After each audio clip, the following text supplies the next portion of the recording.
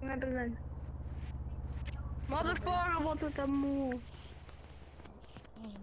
Ну, Кавказу точно пизда, тоже. Работа ФСБ нахуй.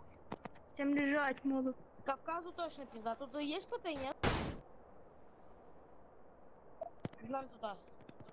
А тут нету никого, не дымит даже. Ну, да, И пизда, ПТ да. нету. А вот выходит, тихо, не пушим. Там, ну быстро сейчас заходим, но быстро ПТ нет. Бля. А там на поле погнали. Погнали.